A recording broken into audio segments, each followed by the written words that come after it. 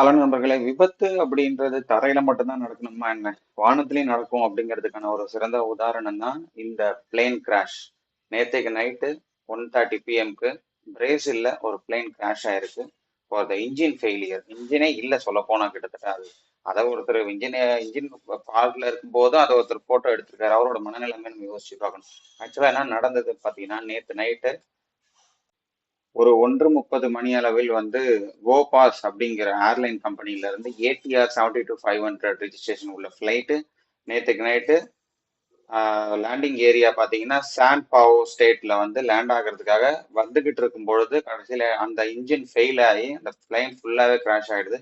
கிட்டத்தட்ட 58 பேர் passenger plus crew members கிட்டத்தட்ட 62 பேர் ஆன் ஸ்பாட்ல டெட் ஆயிருக்காங்க. இந்த அந்த வீடியோவை நீங்க பாருங்க, டீடைல்ஸ் அந்த வீடியோஸ்ல பாருங்க. உங்களுக்கே தெரியாது எந்த அளவுல ஒரு கிராஷ் நடந்திருக்குன்னா, கிட்டத்தட்ட 17,000 அடி, 22ல இருந்து 17,000 அடி மேல பறந்துகிட்டு இருந்த பிளைன் ரெண்டே நிமிஷத்துல, குறுகிய ரெண்டே நிமிஷத்துல அது கீழே விழுந்து ஃபுல்லா கிராஷ் ஆகி அது உள்ள இருந்த எல்லாருமே இறந்துடுறாங்க. இந்த ஃபால்ட் எப்படி நடந்தது அப்படின்னா ஒண்ணுமே தெரியல. ஏன்னா மேல நல்லா தான் டேக் ஆஃப் ஆயிருக்கு. டேக் ஆஃப் ஆகி கிட்டத்தட்ட பாதி தூரம் பாஸ் பண்ணிருக்கு.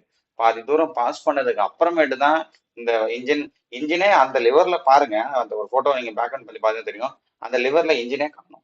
இப்போ அந்த அளவுக்கு வந்து அந்த அளவுக்கு அது பிளைனை மெயின்டைன் பண்ணியிருக்காங்களா, இல்ல இது டெக்னிக்கல் ஃபால்ட்டா, இல்ல இது என்னன்னு சொல்றதுன்னு எனக்கே தெரியல.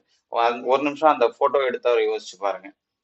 அந்த உள்ள இருக்க எல்லாருடைய மனநிலைமையா நம்ம ஒரு இடத்துல இருந்து இன்னொரு இடத்துக்கு போறோம் அப்படின்ற ஒரு சொந்தங்களையோ வேலைகளையோ ஏதோ ஒரு விஷயத்த பார்க்க போறவங்க தான்.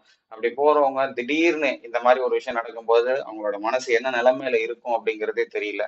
அங்க விபத்துகள் நடந்தவங்களுக்கும் சேர்த்து நம்ம நம்ம ஆழ்ந்த இரங்கலை தெரிவிச்சுக்கலாம். கண்டிப்பா கண்டிப்பா இது ரொம்பவே ஒரு துயரமான சம்பவம் தான். கிட்டத்தட்ட சான் பாவோ இடங்க இந்த இடத்துல அது ஒரு ரெசிடென்சியல் ஏரியா தான். அந்த ஃபிளைட் விழுந்திருக்க இடமும் ஒரு ரெசிடென்சியல் ஏரியா தான். 17,000 அடிய 2 நிமிஷத்துல அது கீழே விழுந்ததுன்னா அப்ப அது எந்த அளவுக்கு ஒரு அக்ரெசிவான ஒரு கிராஷ் நடந்திருக்குன்றதை நீங்களே யோசிச்சு பாருங்க. அங்க இருக்கிற எல்லா பேசஞ்சருக்கும் நம்மளுடைய ஆழ்ந்த இரங்கலை தெரிவிச்சுக்கிட்டு இந்த வீடியோவை இதோட முடிச்சுப்போம்.